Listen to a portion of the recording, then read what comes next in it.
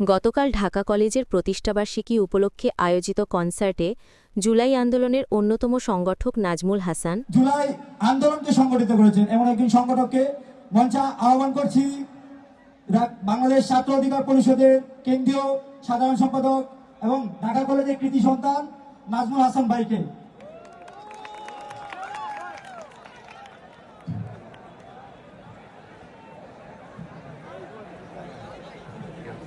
পর আজকে যারা গান শুনতে এসেছে সেখানে বক্তব্য রাখা আসলেই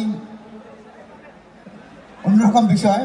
আমি খুবই শর্ট করে বলে দিব, 1841 সালে প্রতিষ্ঠিত উপমহাদেশের অন্যতম আধুনিক এবং প্রাচীন শিক্ষা প্রতিষ্ঠান ঢাকা কলেজের 185তম প্রতিষ্ঠা বার্ষিকী উপলক্ষে আয়োজিত আজকের এই কনসার্টে উপস্থিত আছেন ঢাকা কলেজের সুযোগ্য অধ্যক্ষ প্রফেসর এ.কে ইলিয়াস স্যার। প্রধান অতিথি হিসেবে আছেন জুলাই গণঅভ্যুত্থানের অন্যতম নায়ক আমাদের সহযোদ্ধা বন্ধু আসিফ মাহমুদ সজীব ভুইয়া সহ আমরা তাকে ঢাকা কলেজে স্বাগতম জানাচ্ছি। ঢাকা কলেজের শিক্ষার্থীদের পক্ষ থেকে শুভেচ্ছা জানাচ্ছি।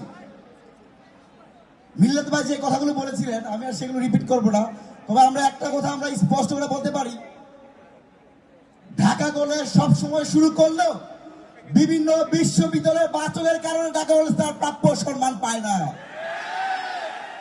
আমরা স্পষ্ট করে একটা বিষয় বলি, এই যে আমাদের 69 গণঅভ্যুত্থান, 52 ভাষা আন্দোলন, 90 স্বৈরাচার বিরোধী আন্দোলন থেকে শুরু করে সেগুলো কথা নাই বললাম, সর্বশেষ যে জুলাই আগস্ট ছাত্র নাগরিক গণঅভ্যুত্থান হয়েছে, 15 জুলাই যখন ঢাকা বিশ্ববিদ্যালয় বিসি চত্বরে ছাত্রলীগের সন্ত্রাসীরা হামলার শিকার হওয়ার পর ঢাকা বিশ্ববিদ্যালয় বন্ধ হয়ে যাওয়ার পর এই সায়েন্স ল্যাব, নীলক্ষেত, মোহাম্মদপুর সহ প্রত্যেকটা বাংলাদেশের আলাদা আলাদা ঢাকা কলেজের শিক্ষার্থীরা নেতৃত্ব দিয়েছিল।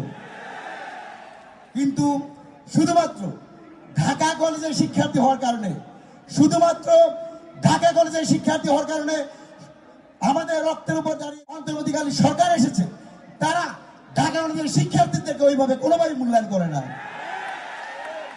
পুলিশ সংস্কার কমিশন, জনপ্রশাসন সংস্কার কমিশন থেকে শুরু করে অন্যান্য বিশ্ববিদ্যালয়ের শিক্ষার্থীরা চান্স পেলেও ঢাকা কলেজের হাজারো মেধাবী শিক্ষার্থী থাকা সত্ত্বেও চান্স পায় নাই। আমরা রাষ্ট্রের এই বাচককে বৃত্তাঙ্গুলি দেখেই ঢাকা কলেজে এই বাংলাদেশের বুকে দাঁড়িয়ে আছে।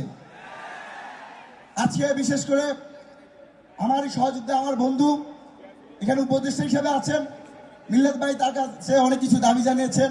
আমি আসার সময় অনেকে বলছিলেন আসলে আমাদের এই যে ঢাকা কলেজের ত্যাগের বিনিময়ে কিন্তু আজকের মুসলিম আজকে কার্জন হয়।